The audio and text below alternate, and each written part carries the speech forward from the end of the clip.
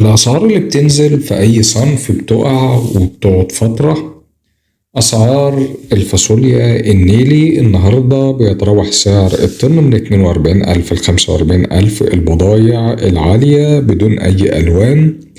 أما الفاصوليا الصيف القديمة بيتراوح سعرها النهاردة من 48,000 ل50,000 جنيه. كنا بنتكلم من فترة من 52,000 ل54,000 جنيه للطن، لكن السوق محكمة والسوق عرض وطلب. بيتراوح سعر الكراوية الجديدة اليوم من 47,000 ل48,000، والقديمة وصل سعرها من 51,000 ل52,000 جنيه. حتى النهاردة البطاطس سعرها واقع ببلاش. سعر الطن النهاردة من 6,000 جنيه ل 6,200 جنيه لحد باب التلاجة، يعني بنتكلم ب1,000,000 جنيه تقدر تجيب 170 طن.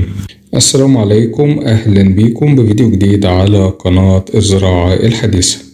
فيديو اليوم هنستعرض فيه أسعار الرز الشعير وأسعار الرز الأبيض وأسعار مخلفات الرز، ومعانا كمان أسعار المحاصيل الزراعية من سوق العبور للجملة وأسعار الفول البلدي.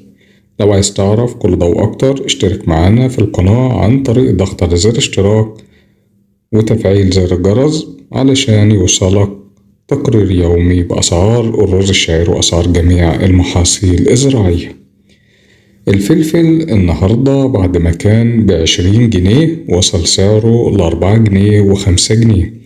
البتنجان الرومي من سوق العبور للجملة من 3 جنيه ل6 جنيه ونص. أما الليمون من 50 جنيه ل60 جنيه. والطماطم رفعت النهاردة من 100 جنيه للعداية لحد 220 جنيه.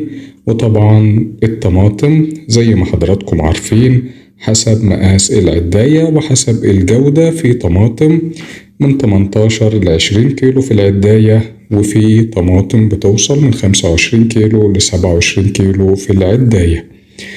وحسب كلامنا مع بعض تجار الطماطم إن الطماطم هترفع الأيام اللي جاية. أما البصل فيه من أول 5 جنيه لحد 7 جنيه.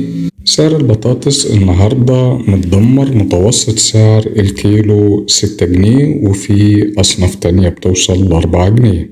ودي طبعا أسعار مش جايبة تكلفة الزراعة. بالنسبة لأسعار اللب اليوم، سعر اللب الكوسة البضايع العالية من 190,000 ل195,000 جنيه للطن. أما اللب السوبر البضايع العالية من 130,000 ل135,000 جنيه للطن. النهاردة اللب الخشابي بنتكلم في البضايع العالية من 160 ل165. أما البضايع العالية من اللب العباد الخام من 45 ل48، وإن شاء الله خلال الموسم هيوصل سعره ل50,000 جنيه للطن. بالنسبة لأسعار السمسم ديل الجمل 87,000 جنيه للطن. والسمسم الشندويل 3 بيقل من 2000 جنيه ل3000 جنيه عن سعر السمسم ديل الجمل. أما السمسم الأبيض 80,000 جنيه للطن. والسمسم الكشري بيقل من 2000 ل3000 جنيه عن سعر السمسم الأبيض. أما الفول السوداني الأربنش الإرداب ب75 كيلو 2000 جنيه للإرداب. والفول السوداني الأمريكي الإرداب ب75 كيلو 3000 جنيه للإرداب. أما عن أسعار الفول بالنسبة للناس اللي بتسأل إيه رأيك في تخزين الفول، نخزن ولا بلاش تخزين؟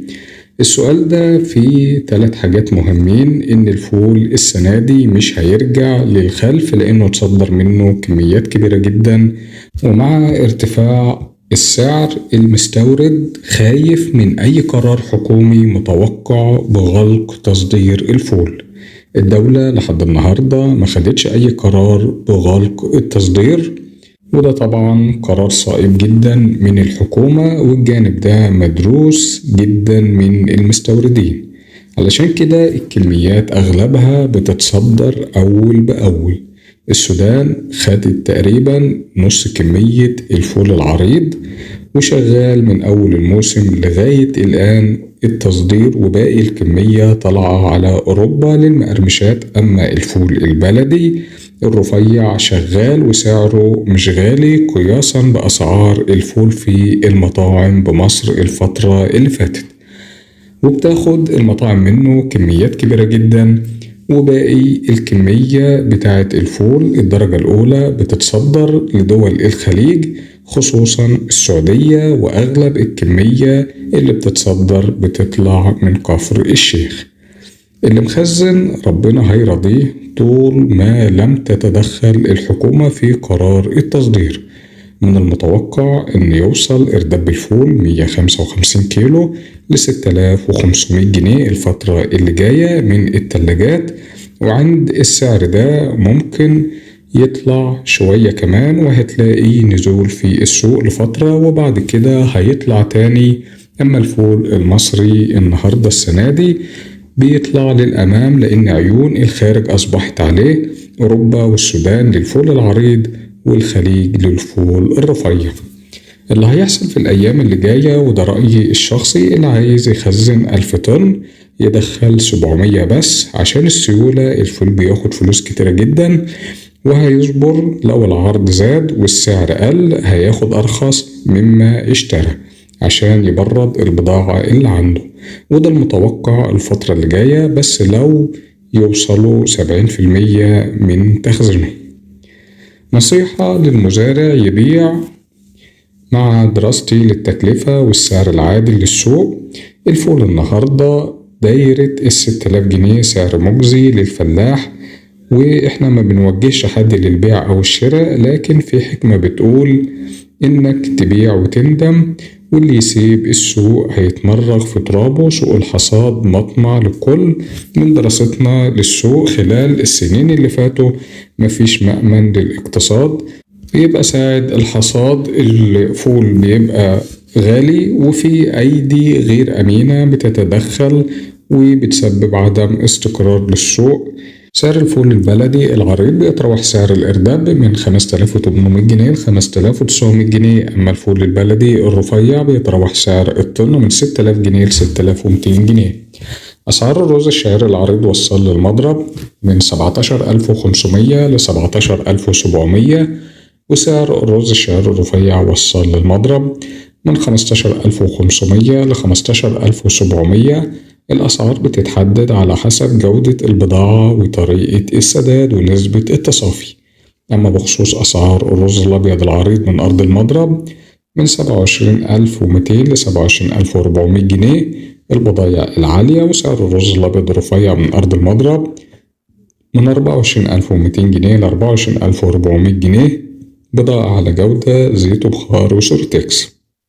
أما أسعار المخلفات الصرص المطحون من 1100 ل 1300، كسر الرز الناعم 13500، سعر الكونة من 12800 ل 13000 جنيه من أرض المضرب. والسلام عليكم ورحمة الله وبركاته.